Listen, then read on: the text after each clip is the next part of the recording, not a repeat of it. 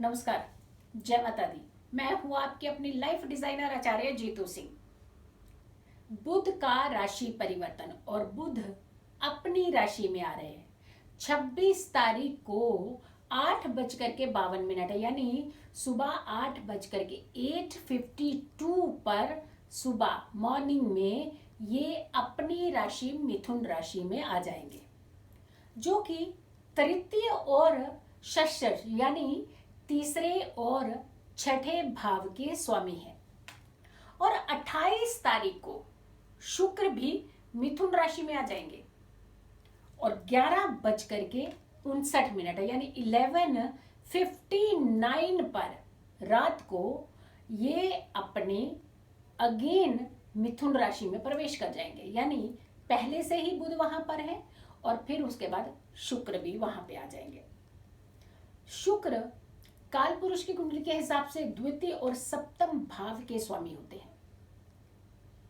अब क्या प्रभाव होगा इनका इन पर, यानी राशिगत अगर हम देखते हैं तो किन राशियों पर इसका इफेक्ट पड़ने वाला है और कौन सी राशियों को ज्यादा सावधान भी रहने की जरूरत होती है, क्योंकि जब भी प्लैनेट्स चेंज करते हैं अपनी सिचुएशन को तो हमारे राशियों पर उसका प्रभाव जरूर होता है। हाँ, मित्र राशि के साथ है तो प्रभाव अलग हो जाएंगे। अगर पाप राशि के साथ संबंध बनाते हुए यानी पापी ग्रह के साथ संबंध बनाते हुए आपकी राशि को कोई इंपैक्ट डाल रहे हैं तो आपको उसका नुकसान हो सकता है।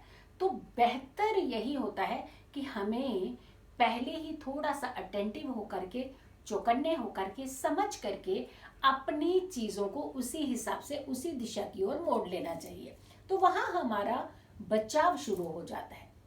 और ग्रहों की भूमिका हमारे जीवन में काफी ज्यादा इंपॉर्टेंट होती है। अब और आगे कंडीशन देखते हैं तो मंगल पहले से ही मिथुन राशि में है। मंगल की अगर हम बात करते हैं तो लग्न के यानी काल पुरुष की अगर हम कुंडली की बात करते हैं तो लग्न और अष्टम भाव के स्वामी होते हैं। अष्टम हिडन, कोई चीज को क्लियरिटी नहीं होने देता, और ऐसे में मंगल ब्लड के कारक अष्टम भाव के स्वामी होकर के मिथुन राशि तृतीय यानी पराक्रम में बैठे हुए हैं। तो सिचुएशंस देखिए कितनी ज्यादा वर्स्ट होती जा रही थी, ये बीमारी है बढ़ती जा रही थी, कोई सिचुएशन इसके सामने कंट्रोलिंग की तरफ जा नहीं रही थी, समझ में नहीं आ रहा था, कितनी सारी चीजें इस कदर फैल चुकी हैं, एक प्रॉब्लम खत्म हो रही है दूसरी आती जा रही है, दूसरी खत्म हो रही है तीसरी साथ में जुड़ती जा रही है। तो यानी कुल मिलाकर के ये जो समय है ये काफी ज्यादा सेंसिटिव हो चुका था, क्योंकि ग्रहों की भूमिका भी कोई खास इंपैक्ट नहीं डाल रही थी।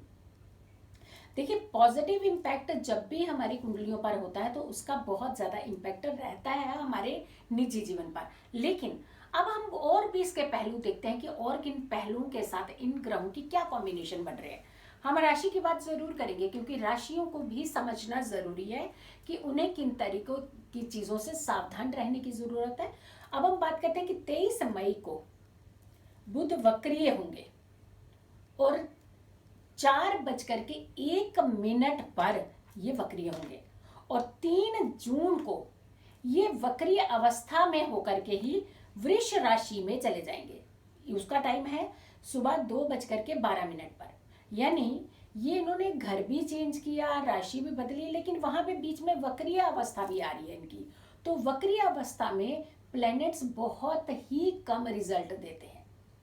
हाँ, कुछ जगहों पर उनकी संभावनाएं अलग बनती हैं, लेकिन ज्यादातर मामले में वक्रीय अवस्था में प्लैनेट्स ज्यादा स्ट्रॉन्ग रिजल्ट नहीं देते, यानी पॉजिटिव रिजल्ट नहीं देते हैं। बाकी संभावनाएं देखते हुए उसकी कैलकुलेशन अलग होती है। 23 जून को अगेन बुध मार्गी हो जाएंगे, यानी फिर से सीधी चलने लगेंगे और ये सुबह 3:29 पर इनका मार्गी अवस्था का होना है। और 7 जुलाई को मिथुन राशि में ही है अगेन, लेकिन सुबह 11:04 पे फिर से मिथुन राशि में, यानी वृष में गए, वृष से फिर मिथुन में, पहले मिथुन में, फिर वक्रीय हुए, फिर वृष में गए, पहले कुछ समय मिथुन में रहे, फिर वृष में गए, वृष से होकर के फिर से वो अगेन अपनी पोजीशन संभालते हुए मिथुन राशि में आएंगे, जो कि उसकी खुद की राशि है।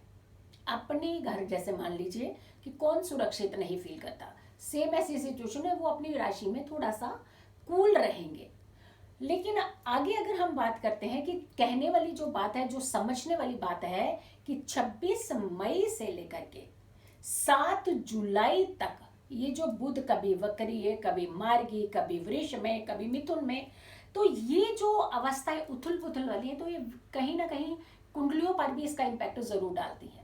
एक होता है कि किसी एक स्मूथ प्लेनेट का एक सही दिशा से सिस्टमेटिकली चलते रहना, लेकिन कभी उल्टा, कभी सीधा, फिर पीछे, फिर आगे, तो वहां आपके एक व्यक्तिगत जो हमारी सिचुएशंस होती है कुंडलियों की, वहां भी इसका इम्पैक्ट पड़ता है।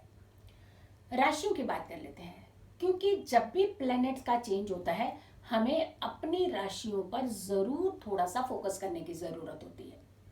मेष राशि की बात कर लेते हैं कि मेष राशि के लिए बुध तृतीय भाव के स्वामी हैं और साथ के साथ सिक्स्थ यानी छठे भाव के स्वामी हैं। तो आपको किस तरीके का सहयोग इस चेंज से मिल सकता है? शत्रुओं के घर में बुध का जब कॉम्बिनेशन बन जाए तो सोचिए क्या आपको रिजल्ट देंगे। नहीं देंगे ना, तो थोड़ा सा परेशान कर सकते हैं। तो आपको थोड़ा सा संभलने की ज़रूरत है, आपको थोड़ा सा अटेंटिव रहने की ज़रूरत है। सामने वाले हो सकता है आपके ऊपर हावी होने की कोशिश भी करें, हो सकता है काम में थोड़ी सी उथल पुथल भी मचे, तो यहाँ आपको बहुत ज़्यादा अपने माइंड से काम लेने की ज़रूरत है। वृष राशि की बात कर लेते हैं, लेकिन हाँ उससे पहले एक चीज़ कहना कि अगर आप लोगों ने अभी मेरे चैनल को सब्सक्राइब नहीं किया तो ज़रूर कीजिएगा। इनफैक्ट इस वीडियो को ज़रूर शेयर करा करें। नोटिफिकेशन जो बेल आइकन है उसे ज़रूर प्रेस कीजिए ताकि आप तक सारी वीडियोस का नोटिफिकेशन ज़रूर आ सके। वृष यानी टॉरस, एरीज की बात आपने समझ ली कि एरीज के क्या रिजल्ट देने वाले हैं, लेकिन अब टॉरस की बात करते हैं तो आपको थोड़ा सा समानता भी दिखा रहा है, थोड़ा सा फायदा भी दिखा रहा है, यानी मिला जुला रिजल्ट देने वाला है आपको, क्योंकि आपसे सेकंड भाव में है बुध का कॉम्बिनेशन जो है शुक्र के साथ सेकंड भाव में बढ़ने वाला है, मिथुन राशि पड़ेगी आपके सेकंड भाव में। तो आपके लिए ये थोड़ा सा रिजल्ट समानता, बैलेंस ऐसा कुछ देने वाला है। तो ज़्यादा आपको परेशान होने की जरूरत नहीं, लेकिन हम फिर भी कहते हैं कि जब भी प्लेनेट इधर से उधर मूव होते हैं तो आपको थोड़ा सा उन्हें ज़रूर एक शांत करने का प्रयास करना चाहिए, उन्हें खुश रखने का प्रयास ज़रूर करना चाहिए। मिथुन राशि की बात कर लेते हैं, यानी जेमिनाई वालों के लिए देखते हैं कि कैसी सिचुएशन बना रहा है। जेमिनाई वालों को अच्छी ही कंडीशन बता रहा है, लेकिन आपके लिए एक चीज़ की बात कर रहा है कि आपको थोड़े से रिश्तों को संभालने का प्रयास करना पड़ेगा। कई बार क्या होता है कि मेरा माइंड बहुत शार्प होता है, बहुत अच्छा होता है, बट उसका यूटिलाइजेशन हम गलत करने लग जाते हैं, हम ओवर कॉन्फिडेंस में भी आ जाते हैं समटाइम्स। एनी हो, मतलब नहीं मालूम होता, लेकिन कुछ चीज़ें हमसे गलत होती है। अनटिल अनलेस जब हमें रोका नहीं जाता ना, तब तक हमें लगता है नहीं नहीं हम जो कह रहे हैं वो बिल्कुल सही कह रहे हैं। तो ऐसी सिचुएशन कुछ आपके साथ बन सकती है, तो आपको थोड़ा सा ध्यान रखने की ज़रूरत है।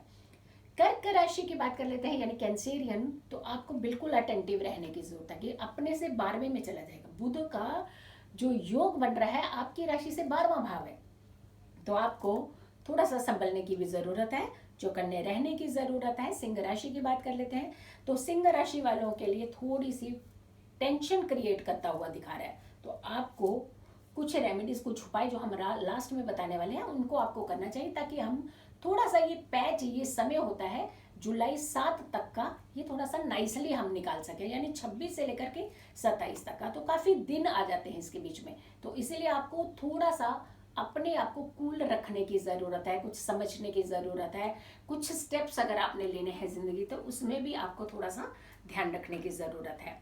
कन्या राशि की बात कर लेते हैं। वर्गो आपकी राशि के स्वामी होते हैं बुध, लेकिन है आपकी दूसरी राशि में, यानी मिथुन में होंगे, जेमिनाई में होंगे। तो वर्गो वालों के लिए नॉर्मल स्थिति है, क्योंकि आपकी राशि के स्वामी भी है और आपके लिए तो कुछ अच्छी एक न्यूज़ भी दिखाने वाले हैं, तो आपको ज़्यादा टेंशन लेने की ज़रूरत नहीं है। तुला राशि वालों के लिए बात कर लेते हैं। लिब्रा आपके लिए सामान्य है, बेहतर है, बट कुछ अटेंटिव रह करके अपनी चीज़ों को संभालने की ज़रूरत है। वृश्चिक राशि की बात करते हैं, यानी स्कॉर्पियो वालों के लिए आप अटेंटिव रहिएगा, बहुत अटेंटिव रहिएगा, सावधान रहिएगा, हर किसी से सावधान रहिएगा तो बचे रहेंगे आप। धनु राशि की बात कर लेते हैं। सेजिटेरियस पत्नी के साथ जरा संभल करके बात कीजिएगा। छोटी सी बात को इतना मत बढ़ने दीजिएगा कि बात बाहर पहुंच जाए घर से और फिर अंदर आने की गुंजाइश कम बचे। इसीलिए वक्त रहते कहते हैं ना, जब हम रिश्तों को संभाल लेते हैं तो हमारी सबसे ज्यादा समझदारी इसी में होती है। तो आपको खास करके अपने रिश्तों को संभालने की तरफ ध्यान देना चाहिए।